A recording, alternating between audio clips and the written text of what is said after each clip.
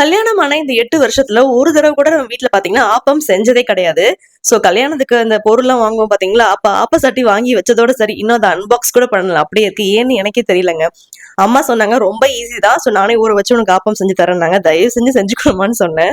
Ratio எப்படி போட்டாங்கன்னு பாத்தீங்கன்னா, 1 1/2 கிளாஸ் வந்து பச்சரிசி, 1 1/2 கிளாஸ் வந்து இட்லி அரிசி. சோ 2 டேபிள் ஸ்பூன் உளுந்து ஆட் பண்ணிக்கிட்டாங்க. 1 டேபிள் ஸ்பூன் வந்து வெந்தயம் ஆட் பண்ணி ஒரு 3 ஹவர்ஸ் நல்லா ஊற வச்சுக்கணும். சோ நல்லா கழுவிட்டு அதுக்கப்புறம் ஊற வச்சுட்டாங்க.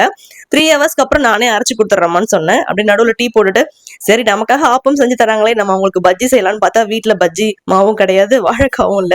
உடனே Blinkitல வந்து ஆர்டர் போட்டிருந்தேன்.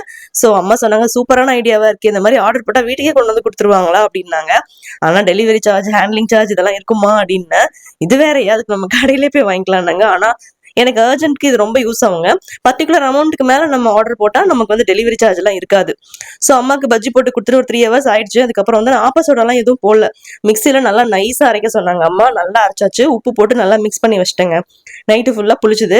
காலைல எழுந்தோனே அதுல கொஞ்சம் தேங்காய் தண்ணிய வந்து ஆட் பண்ண சொன்னாங்க.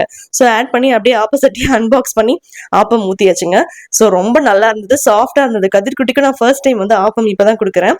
அவனுக்கு மட்டும் நாட்டு சர்க்கரை ஆட் பண்ணி குடுத்தேன். கதிர்குட்டியும் விரும்பி சாப்பிட்டாங்க. இனிமே எங்க வீட்டு பிரேக்ஃபாஸ்ட் லிஸ்ட்ல ஆப்பமும் ஆட் பண்ணிக்குவேன்.